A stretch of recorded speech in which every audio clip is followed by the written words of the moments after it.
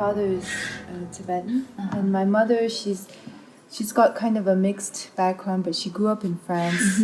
Her mother is from America, so my education and I grew up primarily in the U.S. But as a child, our family, we often traveled quite a bit, so I had exposure to other cultures and especially places like Mongolia. And so then from that kind of put inside me the want to travel and the want to go out and do something later on in life. Our first way was because my mother, she grew up in France, then she had friends and connections in Paris. So she would do a lot of working with agents over there, going to meet fashion houses, and I would be primarily here. And then what we would do is first we realized that we have this incredible product, but the price was quite high because the raw material and the labor costs were high. The price was high, so we had no brand recognition, and I mean at the time there was no internet even, so it was impossible to kind of spread the word out and show who we were. So the only thing that we could do was try to get bigger brands to notice our product and really love the product. So we had a lot of clients, and we would every year we would present 2 collections to them, and then their designers would come and they'd make some modifications, and then they would order the samples. It was not so stable because their designers change. Sometimes the designers love the product, but then the accounting comes from behind and says it's too high, and then the euro started to fall, and then so it wasn't very healthy to have a business where all your income was in euro, but your expense was in RMB, and RMB was going up. And as early on as 2012 that we needed a strategy going forward that was more direct sales through our brand. So at least eventually your own company is in your hands. It's not so much that if a company is not successful, then we don't get the order. So it's too dependent on the success of another company. Right now, we're more like in the teenage phases of our identity, so we're always questioning ourselves: who are we, what are we, our identity, how do we best present it to the world, and we have so many things to say, how do we say it most effectively, efficiently. So we're still in those stages. Yeah.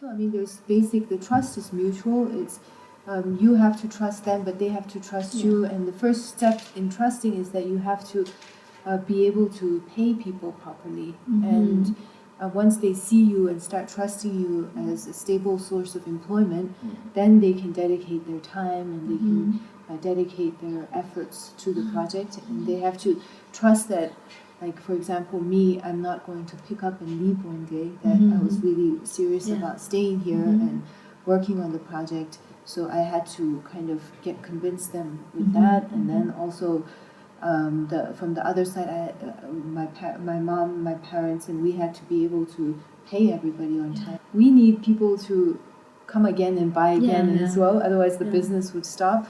But at the same time, we're very conscious and aware of how much garbage there is in the world and how much cheap clothing. I mean, I have this problem, especially with my children. I have 3 children, and they grow so fast, so you don't want to buy like very expensive clothes because they're going to grow out of it. So then you go and buy the cheaper clothes, and then within a month they have a huge hole in their knees, and then in the old days you would mend it and do that, but nowadays you just throw it and you can afford to buy another one. And then the guilt that I feel from that is just, if that much is piling up, then if you think of in terms of globally, how much garbage must be just accumulating through clothes and waste and all that. So our products are of good quality, so that means that they would last a long time, and they're very classic, the design, and they're very timeless. But even if through one person we would love them to become a regular client and come back, but it doesn't mean that they would throw away the thing that they bought. Not like my children's clothes where it has a tear and you have to throw it away. But with our scarves, it just becomes more of a collection of scarves. It doesn't accumulate to garbage. And even if you get tired of it, it's still such a valuable thing that you would give it as a gift to your daughter or to your friend, or you say, okay, I wore this so many times, now you can wear it. It's still in perfect good condition. So it's that. And then, but at the same time, we also want to present ourselves as fashionable too, because if we're not fashionable, then people, it's hard to attract people, because that's the way the world is set up today. So we make it, so try to make it younger and exciting, but also, not too young, but still make it fresh.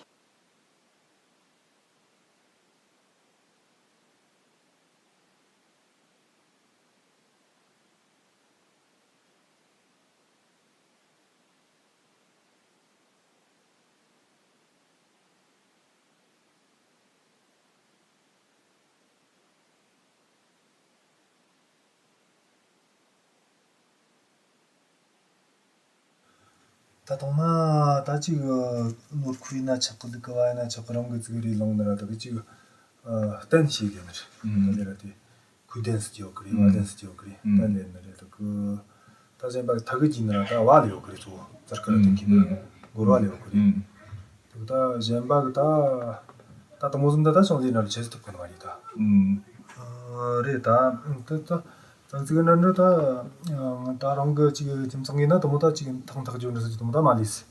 그다 제가 지금 리오노나요 지금 탕탕 저 와리라던 거 그리. 그다디 단단한 좀 리오게야 지신데 리나. 정원한 좀. 때인나다 때좀 다른 것도 좀 제시해서 말이스.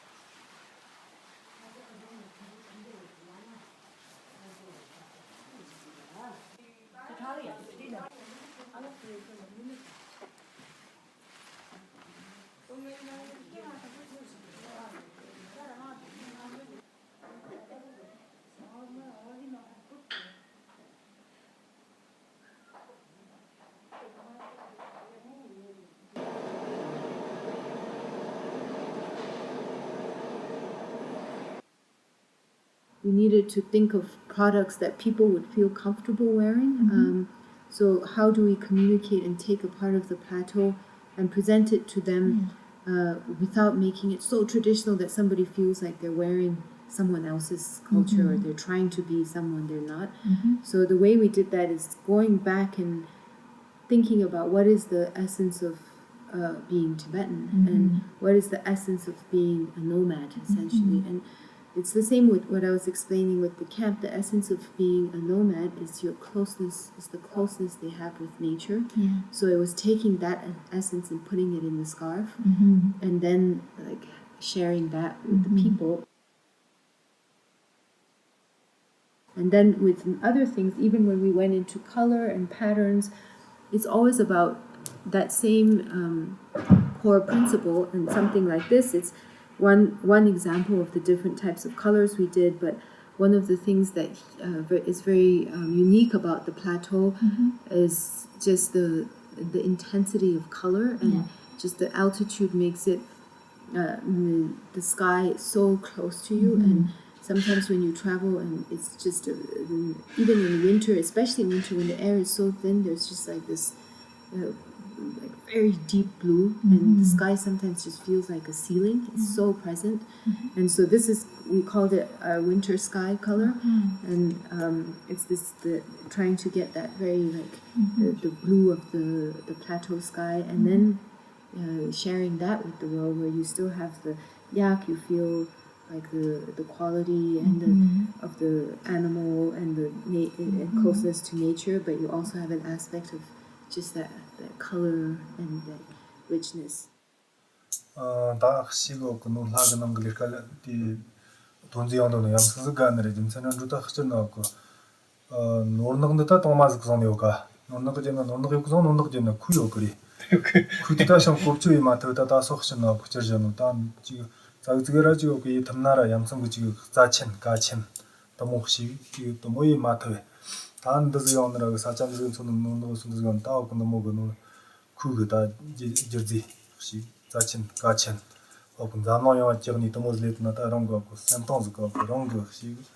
럼보치 다른 거 곱주의 탑성은 마체비 뜻곤나 뜻대나 체제는 잠누 조노 다그 시그 홍 지금 출전나 샤노 양성도 뭐 돈지자 돈도나다 시지고 또만다 젠바다 옵션 요무스니도 뭐 그지고 더가 동화란 소리가 뭐 이런 The patterns, of course, we have different patterns on scarves, and a lot of it with the scarves is about textures, different textures. But recently we had a new section that opened up, and it's taking the traditional Tibetan know-how on carpet weaving, and Tibetans have a very unique way of weaving carpets, the hand knotting that they've been doing for centuries, and it's done in central Tibet, and there's a very special sheep wool that comes from like the Changdang area, and so we went to source that sheep wool. We took some aspects of some parts of yak wool, also the lower grade ones, and then we combined these two together and came up with like a gradient of colors that are all natural, and they all kind of depending on the different mixes of yak and sheep, you get a nice mix from white to brown. And then with still keeping the essence of keeping everything natural in the carpets, we went into pattern and texture. And then again, it's taking parts of where we live and the plateau and incorporating them into the design. This color is from it's 70% sheep, Highland sheep wool, and 30% yak wool, and here the carpet, you're supposed to look at it from top down, and it's called yak on the move. So these are all herds like moving along in rows. And then so it's that, because when you look at a carpet a lot of the time, of course you're looking at it from top down. So it's just allows you to think and interpret it and feel part of this of the plateau in the design. This is more like if you travel around the plateau, and we have lots of different series, but you have these areas that are kind of there's rivers, but around the rivers you have different shades of just green, and then it gets into darker green, and then it gets into a dense muddy thing. So you get that feel of just the flow of the ground and the different colors, and so again it's sharing a part of just nature and the plateau and incorporating it into the design. The toys came up because when we started to work a lot with bigger pieces of felt, you're left with all these scraps of felt, like leftover pieces of fabric, and then we didn't know what to do with it. You couldn't, like, it was a shame to throw it out, and then so we started to develop smaller products out of leftover pieces and try to get a better added value. So this one actually my sister designed. It's a yak, and so he's made out of felt entirely, and he's quite popular. We called him Tsering yak. Tsering means long life. It's a Tibetan name. So we thought it's very auspicious. And then we thought in Tibetan folk stories, and actually not like if you travel into central Tibet, a lot of people talk about the yeti. We decided to make like a cute yeti, like a happy yeti. So this is the yeti, and then we have a whole family of yetis. In a lot of folk tales and a lot of stories about, especially with kids, but in central Tibet, even with grown-ups, there's this figure that they call a yeti, and in Tibetan it's called migur. And he's kind of like a very big monkey man, and you find his footsteps, and like the people are quite terrified of him, but they say that he's got a nice heart, so if you don't bother him, he won't bother you. But sometimes he'll come down and steal some food or something, and then he disappears back into usually into very jagged hills.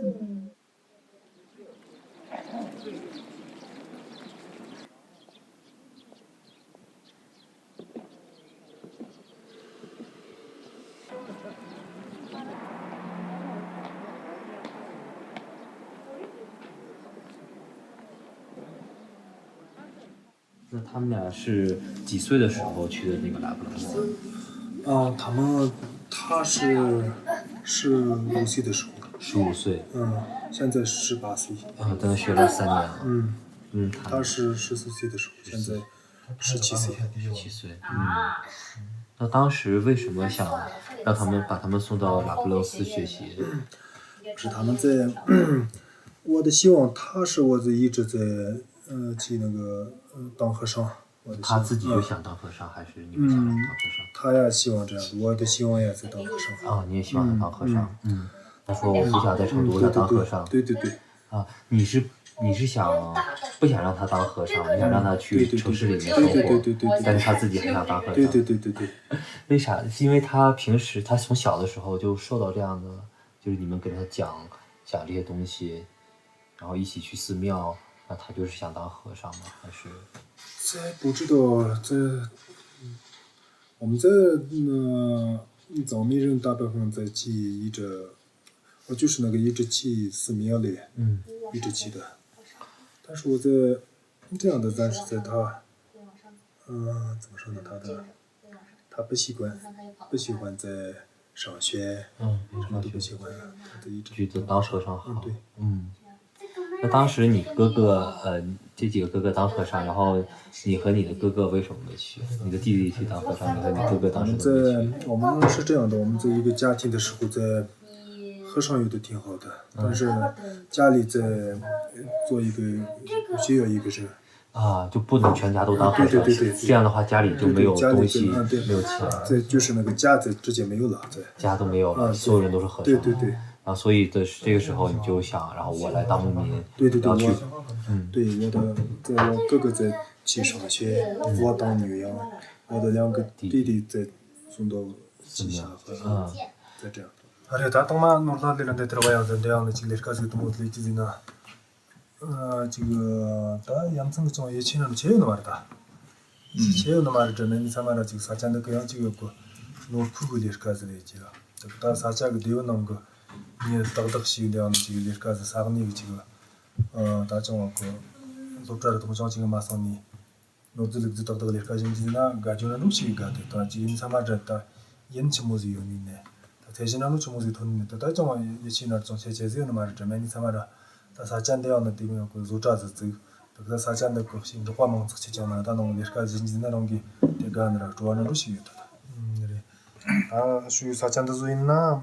근데 그거 봐요. 그래. 이놈 그 좋아가 그 그냥이 그 다저가 남초 또 못다 공부노나 지금 상도전으로 그래. 다 세속라 들어가고 직접해서 뭐나 루시든도 다 단자가 오느라 살카들하는 자 그러다 그래요. 그래도 성도 좋고.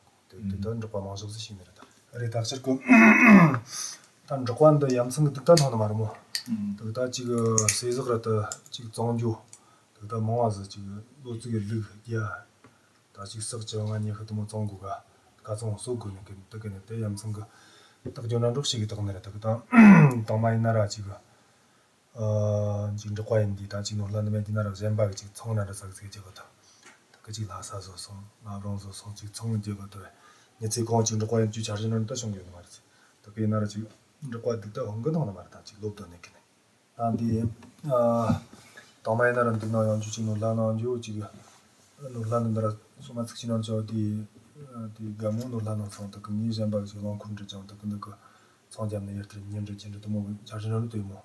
대인으로 또 세속도 진성을 단대 들여오느라고 또 다시 그런 놀라는 일까지 지속선다 됐다.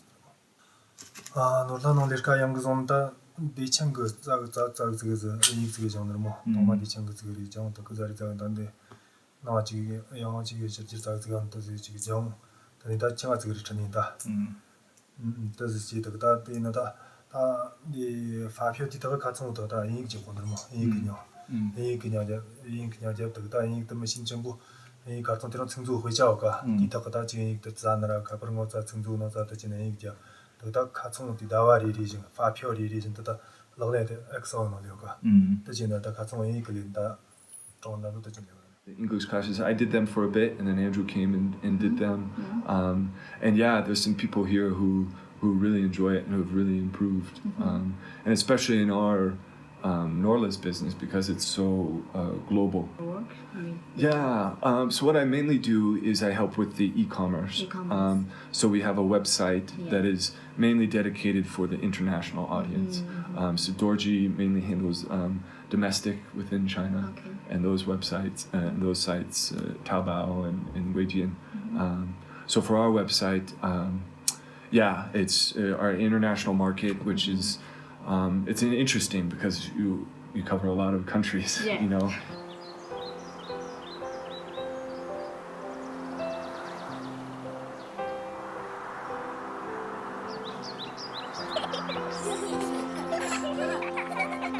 When I was younger, I used to have like these big dreams of like, okay, Norlha in every village and this, and now after 10 years, it's like you start to realize that if you want to do something well, it takes time. You just hope that you do something that's very stable. You don't want to do something that's big and the minute you step out, everything falls. So now our focus is much more about building a very strong foundation, something that really is pure, something where we can really keep our integrity as a brand, so that it doesn't become something where we say, oh, it's natural, it's made here, it's this, but actually we're producing it in a big factory, and like we want to really keep the brand integrity and build a strong foundation. And to do that, it's not easy, and it doesn't happen so fast. So we're hoping that at least if this project can become very sustainable, very profitable, the people have very good lives out of it, it would become a source of inspiration for other people Yeah. to also start the same thing.